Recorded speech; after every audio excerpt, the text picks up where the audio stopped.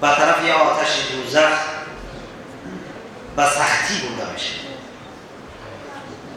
هذه النار التي كنتم بها تكذبون. این آتشی است که شما به این باور نداشتید.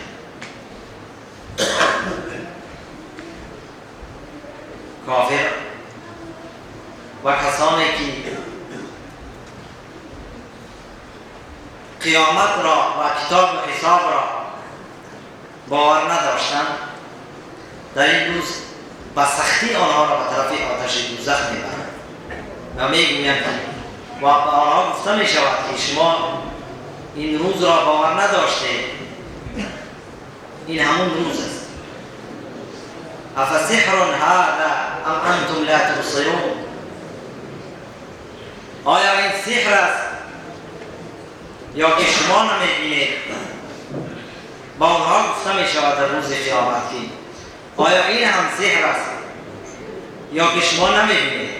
اونها در دنیا وقتی که پیامبر صلی الله علیه وسلم وقتی که پیامبران شریعت پروردگار را بیان میکردن میگفتند که این سحر است. خیلی گپ چی طور سخن و گپ میزند که مردم را فریفته میکند،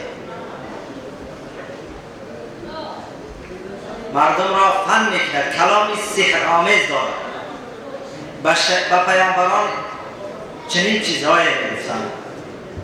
وقتی که در روز قیامت اینها را به آتش دوزخ قریب میکنند میگویند که این همون سحر، این سحر است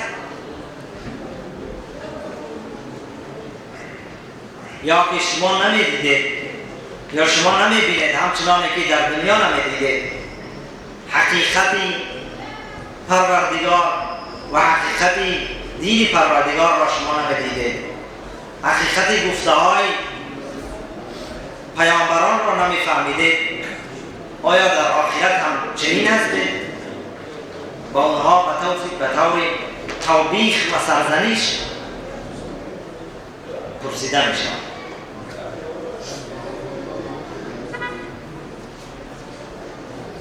همچنانه که با پیامبران میگفتند که این سحر است و کتاب اینها کتاب ساحری است، سخنهای اینها سحر آمیز است. و پیروان پیامبر چی میگن؟ اینها فناتیک هستند. عجب نیست که کسایی میگن که اینها فناتیکن، اینها عقل موندن. عجب نیست به آنها گفته شود که آیا در قیامت بگن شدید آیا این فناتیک است؟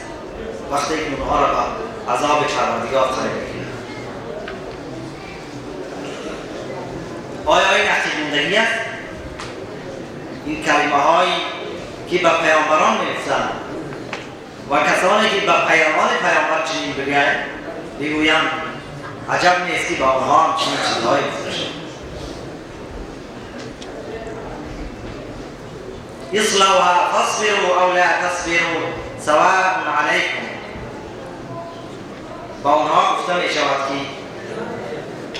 در دوزخ وارد شوید، بدرایید در دوزخ، صبر کنید یا نکنید فرق ندارد. انما تجزون ما کنتم تعملون. جزا داده می شوید آن چیزی را که میکردید در دنیا.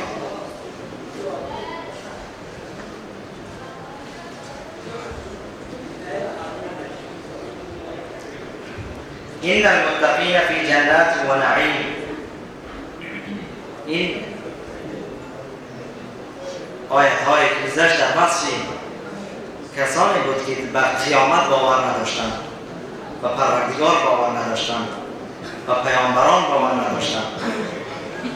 بعد از اون الله تعالی وصف مؤمنان را میگه. ان المتقین فی جنات و نعیم.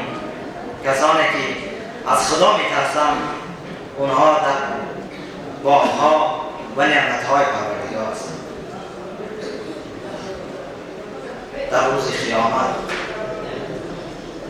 فاکهین بما آتاهم ربهم و وقاهم ربهم عذاب الجحیم. استفاده میبرند از آن نعمت‌هایی که پروردگار به آنها داده است و دور میکنه پروردگار آنها را از آتش دوزخ.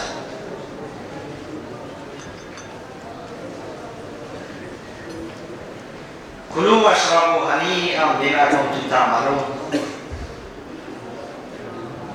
بخورید و بنوشید گوارا در عوض آن کارهای نیکی که در دنیا میکردید. با آنها گفته میشود که بخورید و بنوشید گوارا در عوض آن نعمت‌ها کارهایی که در دنیا میکردید.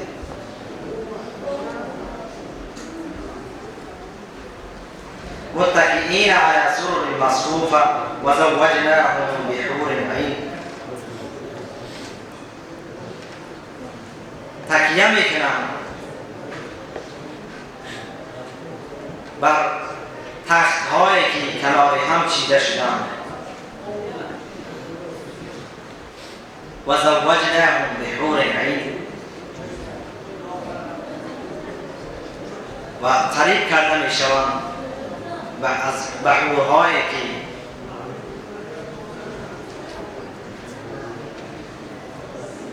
چشمان کلان دارند.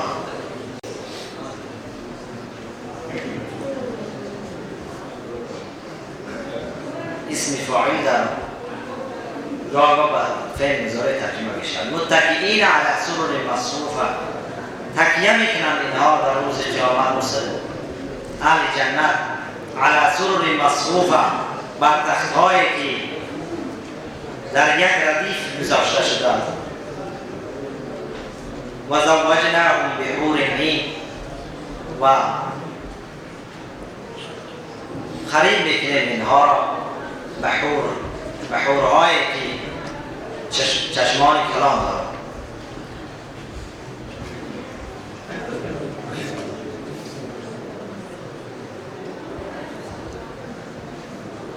والذين آمنوا واتبعتهم ذريتهم بإيمان ألحقنا بهم ذريتهم وما ألتناهم من عملهم من شيء. و کسانی که ایمان آوردند و پیروی کردند فرزندان آنها را در ایمانداری الحقنا بهم ذريتهم میرسانیم با آنها فرزندان آنها را و ما علتناهم من عملهم من شیء و از عمل پدران آنها و از عمل آنها چیزی کم نمیکنیم.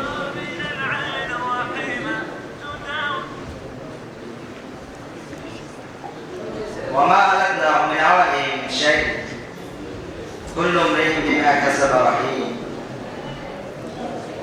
از حضرت ابن عباس رضی الله عنه روایت است که وقتی که بیشتی‌ها در بهشت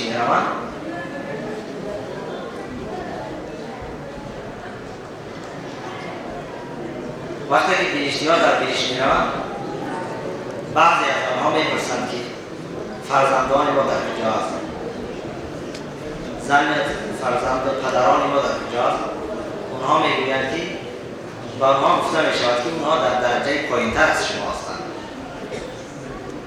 بعد بهشتی میگوید که پروردگار من این کارهای نیکی که در دنیا کرده بودم برای خودم و برای اونها کردم. از جانب پروردگار دستور می‌شود که فرزندان اینا و زن فرزندان و پدرانشان با آنها و درجه آنها برسانید. یعنی فرزندان اگرچه از جهت کم عملی و درجه پدران نرسیدند، لیکن الله تعالی با فضل خودش اینها را به درجه پدرانشان میرساند. و ما علتناهم من عملهم من شیء. الله تعالی میفرماید که ما به سبب بلند کردن درجه فرزندان درجه پسران آنها را درجه آنها را کم نمیکنه. یعنی برای برابر ساختن اینها در یک درجه این طور نمی شود که ما آنها به درجه پایین بیاریم و در برابر فرزندان شد، بلکه فرزندان را به درجه بالا میبریم. کل امرئ بما کسب رهین، هر شخص به آن چیزی کرده است گرفتار است. الله تعالی اشاره کردن به اینکه کسانی که گناه کردن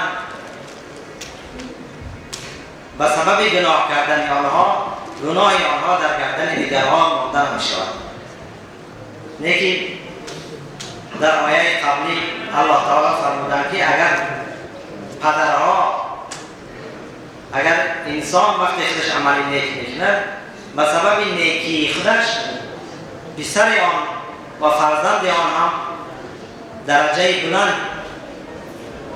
کسب میکنه در روز قیامت. لیکن اگر یک رفتار یک انسان بدکار باشد در روز قیامت، اونا بیارن به سبب بدکاری اون فرزندان و خشتبار اون را گرفته در گناه اون شریک نمیکنه. و امددناهم بفاکهة،